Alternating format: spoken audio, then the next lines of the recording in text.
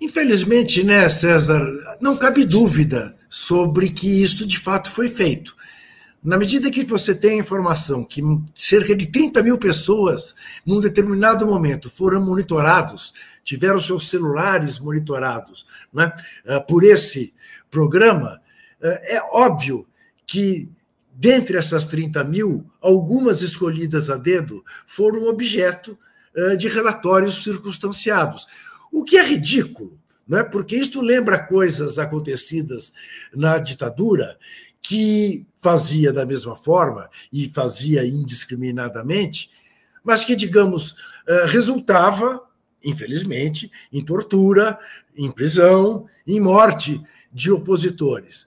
Num regime que ainda se mantinha democrático, fazia o que com essas informações? Descobrimos que o jornalista César Callejon é um perigoso agente do comunismo internacional, porque nos critica diariamente, até na Jovem Pan, ele nos criticava. Entendeu? E vamos ficar de olho nele. Olha, descobrimos que ele é casado, que ele tem filhos, que ele mora no Sumaré, ele tem um Volkswagen, ele costuma ir a Atibaia nos fins de semana.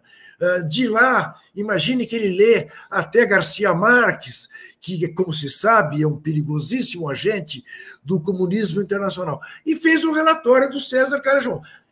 Felizmente, em outubro do ano passado, esta marcha foi interrompida.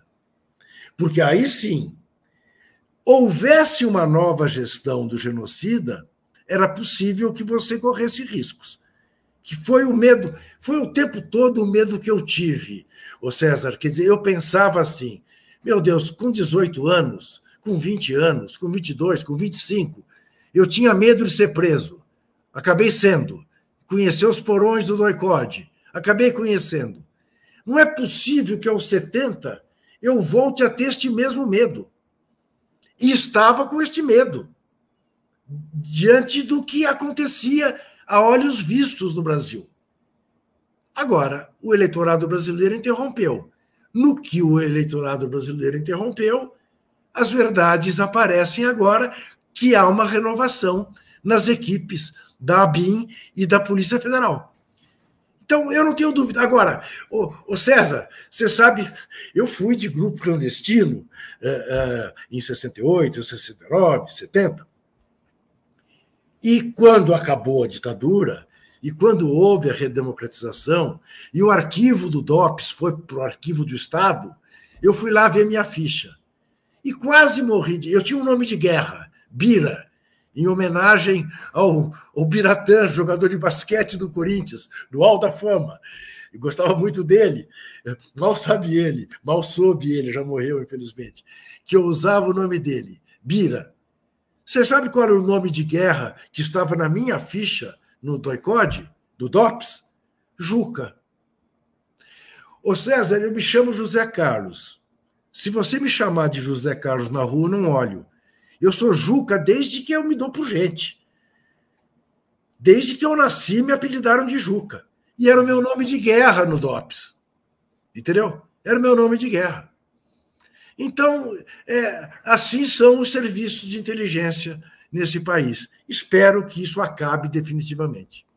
Exato, e que esse processo seja devidamente investigado e as pessoas sejam punidas, porque isso é absolutamente estarrecedor, né, Juca? A gente não pode ter um governo de cariz totalitário transformando a República Brasileira numa espécie de governo ditatorial, que a gente sabe foi precisamente o que o bolsonarismo tentou fazer. Por muito pouco ele não consegue se reeleger, o que significaria uma tragédia assim absurda, para além do que eles já fizeram no Brasil, né?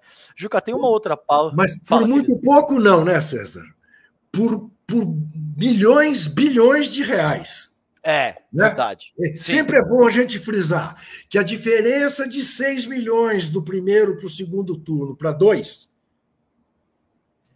tem uma justificativa. Porque, em regra, a diferença aumenta no segundo turno, porque há um enorme contingente que vota em quem vai ganhar. Então, como o Lula havia vencido por 6 milhões de votos, a tendência era ganhar por uns 8. Ganhou por 2. Por quê? porque 4 milhões entraram na farra dos dinheiro, dos benefícios, né, que o senhor genocida distribuiu com o chapéu alheio, né, à custa do cofre da viúva. Isso é sempre bom frisar.